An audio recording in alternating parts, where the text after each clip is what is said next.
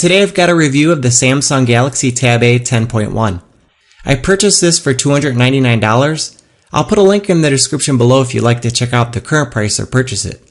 The Tab A 10.1 is kind of a rare tablet these days. You've got plenty of choices when it comes to the low-end, inexpensive tablets under $200, and there are a handful of premium tablets around $400.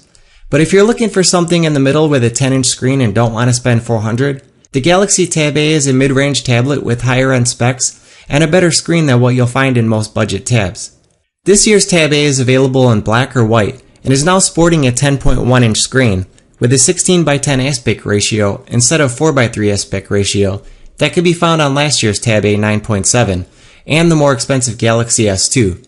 The 16:10 aspect ratio is something you don't find on too many tablets right now. Depending on how you hold it, it's either really tall or really wide. I'm always using a tablet in landscape, so I prefer a 4:3 aspect ratio since you get more height when you're browsing the web.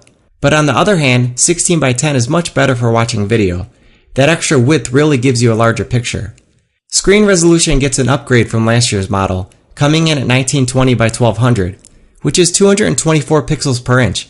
It's not as high as what you'll find on the Galaxy Tab S2 or the current 9.7-inch iPads, which both feature a 2048 by 1536 resolution at 264 pixels per inch. But text is still sharp on this screen size. In fact, I have a hard time noticing a difference in sharpness, especially when viewing at a normal distance. The screen has great viewing angles and nice deep color too, and can actually go brighter than my iPad Air 2. While the Tab A lacks the premium feel that you'll find on the Galaxy Tab S2 or the iPad, build quality is impressive. The body is constructed of a hard textured plastic. It feels very solid and doesn't have any flex or give. The textured plastic gives it a durable feel and seems as though it will hold up well to scuffs and scratches. This is not going to be the thinnest or lightest tablet you've ever held. It weighs in at 1.16 pounds and is 8.2 millimeters thick. But I wouldn't consider this heavy at all, and I actually think it's more comfortable than holding my iPad Air 2, since the corners are smoother than the sharp edges you'll find on the iPad. On the top, you'll find the headphone jack, micro USB port, and a microphone. On the right side is a raised power button, as well as a volume rocker, which have a nice responsive feel and click. You'll also find the micro SD card slot. The Tab A 10.1 comes with 16 gigabytes of storage, but with a micro SD card, you can add another 256. On the bottom, you'll find the two speakers, which sound good overall, but are a little lacking in bass and mids, especially when you turn them all the way up. It would have been nice if they put these on the right and left side while holding this in landscape, so you can actually have stereo sound. On the front of the tablet, you'll find the physical home button, as well as the capacitive touch navigation buttons. The home button has a nice feel and click to it, but the back button is in the exact position that your thumb will rest if you use this in landscape mode. The capacitive touch buttons are so sensitive, all it takes is for your finger to graze it and you'll go back. So while browsing the web, I find myself accidentally going back too often, and if I'm watching a movie, sometimes I exit playback. It would have been nice to have the option to deactivate the buttons and use on-screen navigation buttons instead. The Tab A features a 2-megapixel front-facing camera with an aperture of 2.2, capable of recording video in 1280 by 720. Good enough for video chat, picture quality is pretty good and low-light performance is not bad. On the back, you'll find the rear-facing 8-megapixel camera with an aperture of 1.9. It's got autofocus and a flash as well. Video can record in 1080p at 30 frames per second. Image quality is alright. I found pictures to be slightly overexposed and washed out. Colors feel slightly dull.